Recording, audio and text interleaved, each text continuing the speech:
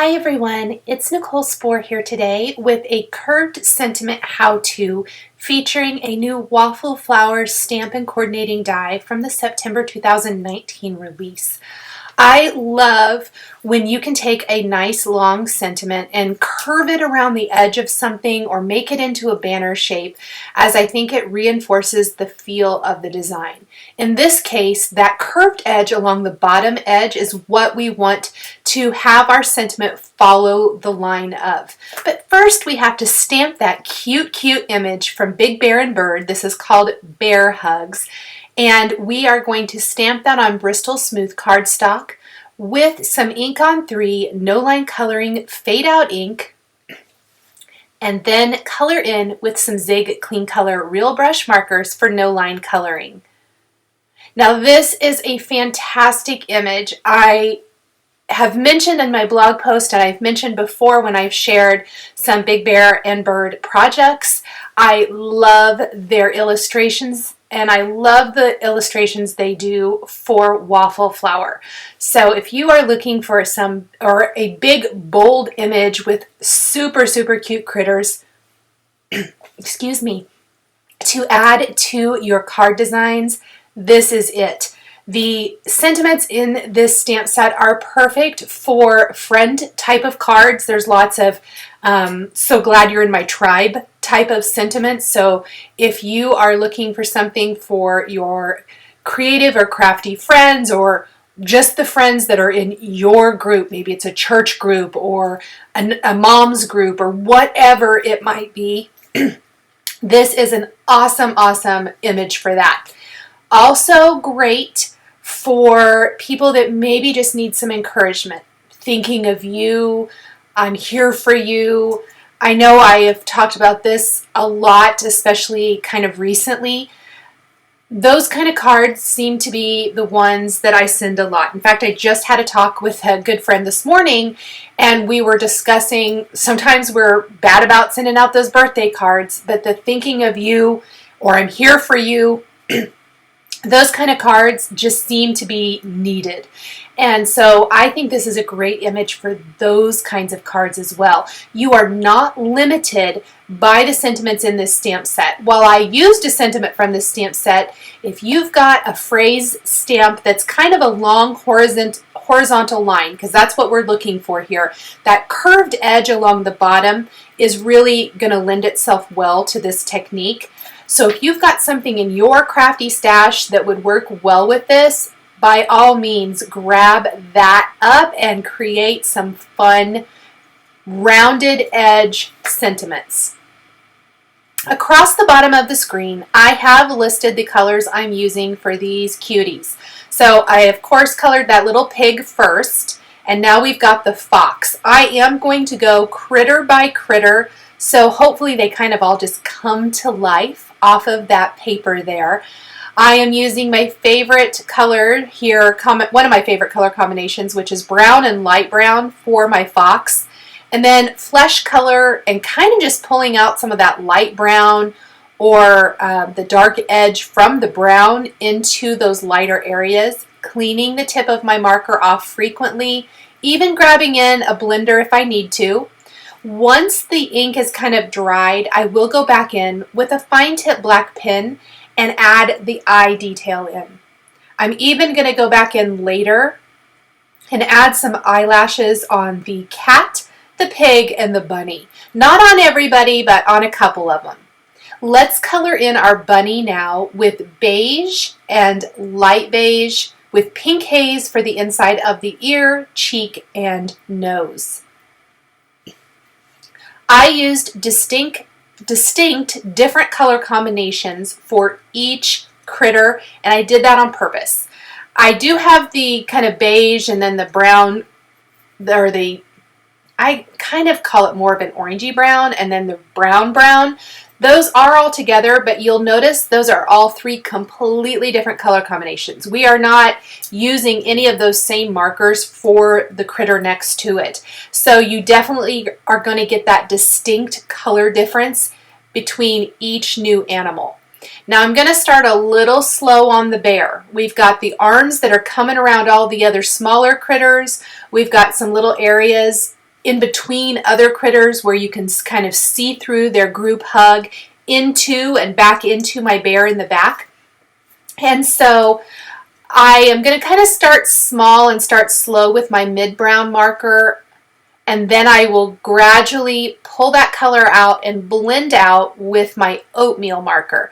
And that's really going to, I call it muddying the tip of the marker, because it's going to darken that up quite a lot. So you want to clean off the tip of your marker often so you're getting a nice, beautiful shade. I'm even going to take my blender then, and especially right around the face, we're just going to pull the oatmeal color out into the face so it's really light there. That's just going to kind of almost highlight the face, if you will, a natural highlighter, not a makeup highlighter. So it has that beautiful little glow. So I'm pulling out the mid-brown color with my oatmeal, and you can see I'm kind of pulling it out up and around. And then this is my blender, and I'm just going to blend that color out. I had to go back and add a little more oatmeal, but I'm going to just pull that into, and so it really gives that nice little highlighted light area on the face. A little mid-brown for the nose. I will mention I did use mid-brown for the fox's nose as well. Next up, we have our bird. And I'm using some more muted tones of blue for my bird. That's going to include blue-gray and haze blue, with a little light brown for the beak, and even a blender to help kind of tie it all together and get that beautiful transition of one color to the next. We'll use pink haze for the cheek. And then I'm going to go back in, draw in eyes anywhere that I need those. Got some little insides pink for the bear's ears. And finally, this adorable kitty that's hugging the top of the bear's head. How super sweet is that? Absolutely adorable. This card so makes me smile because it's just a fantastic image. And I hope you guys are loving it too. I'm going to make the spots dark gray and then blend out with gray tint. Gray tint is also going to be used to create the quote-unquote white areas on my cat. So that is going to be pulling that color out, or outlining rather, and then I'm going to pull that gray tint out with my blender pen. So it's going to be very, very light, and it gives the illusion of being white, especially when it's die cut. It's really kind of hard to tell right here when I've got all my scribbles around the edge from cleaning the tips of my markers. But it will give that illusion of being white but have some nice shading. Now I want to mention real quick the coordinating die. How awesome is it that it die cuts that little area around the fox's tail and the little area around the cat's tail. It's little things like that that I really think set Waffle Flowers dies apart. I know they do this for quite a few of their dies. They're big dies like this, and it makes such a difference instead of having that area be a white area.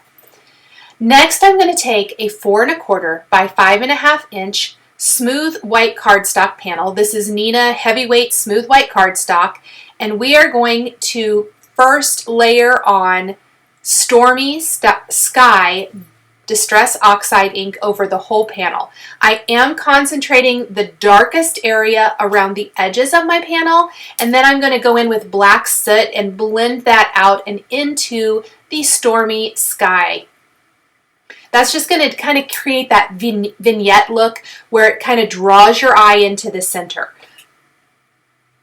And I definitely wanted to do something more muted. The colors I used for the most part, I mean the pig is pink, but I did try to use kind of more, not bright, you know, not sugared almond pink, but some tea rose and stuff.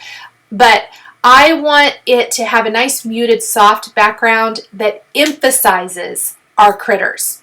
I did spritz the panel with water from a distress sprayer just to give it a little bit of that oxidation in the background and not be perfect. And then I'm going to hit this really good with a heat tool. And that's because I need to die cut this panel, and I also need to stamp and emboss on this panel. If I don't dry it really well or give it enough air dry time, Embossing powder is going to stick to other areas of my card panel and could potentially kind of ruin the look by having all those little splotches. I'm going to use the ticket frame largest die from that die collection from Waffle Flower as a guide.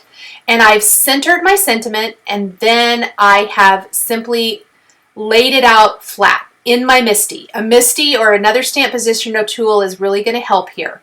Then I'm going to use my die cut piece to position my sentiment. You can see that I only lifted up each end of that sentiment and rounded it.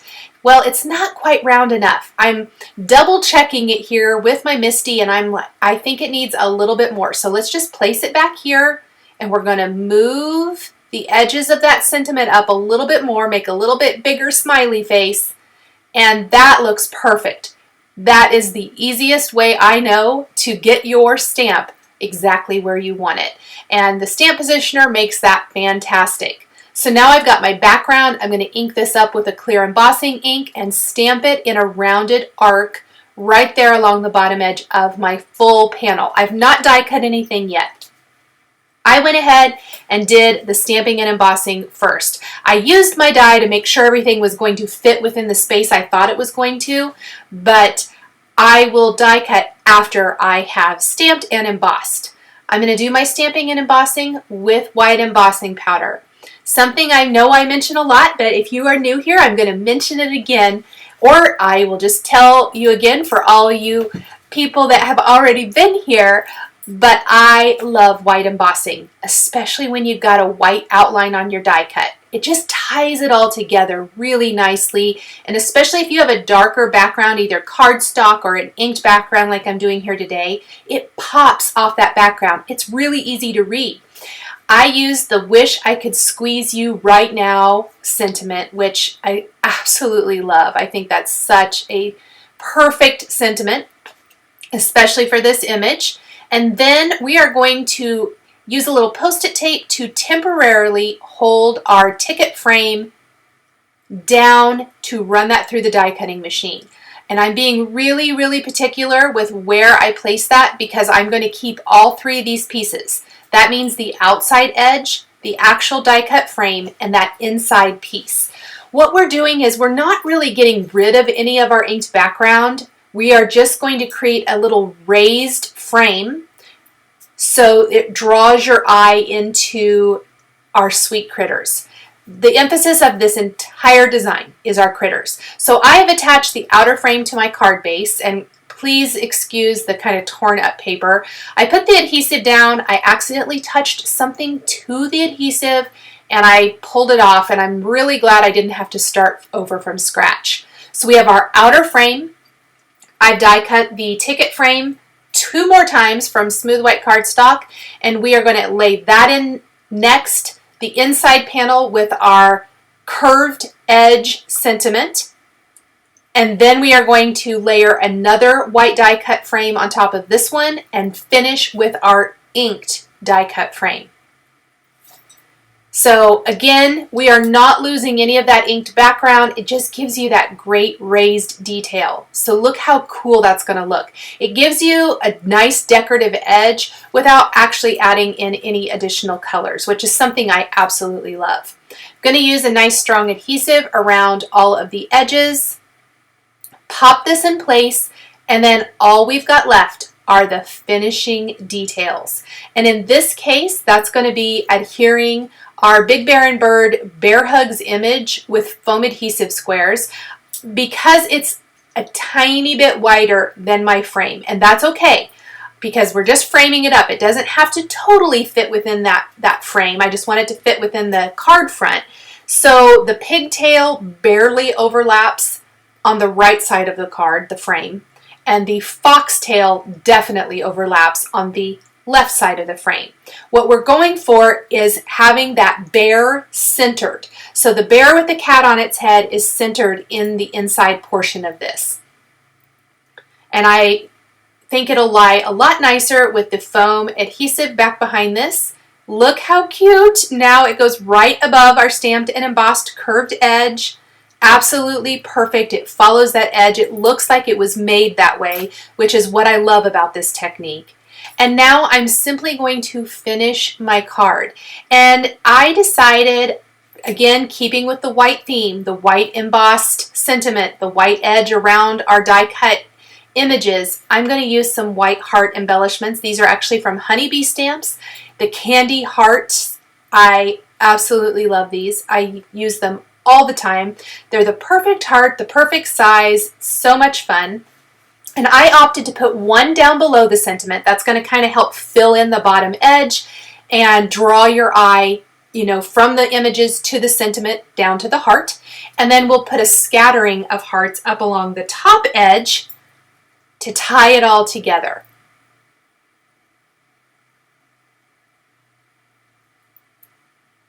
And there's a look at our finished card. I noticed as I finished that I forgot to pinken the cheeks on my bear, so I did go in with pink haze and add a little bit of that to the bear's face, and I think it adds a big difference. Then I'm going to use a white pen to add some little dot detail to the cheeks on all of my critters. Thank you guys so much for joining me today for this no-line coloring card featuring how to create a curved edge out of a sentiment. The supplies I used to create my card are listed and linked below the video here on YouTube. Here are a couple more videos featuring waffle flower stamps and dies that you might be interested in.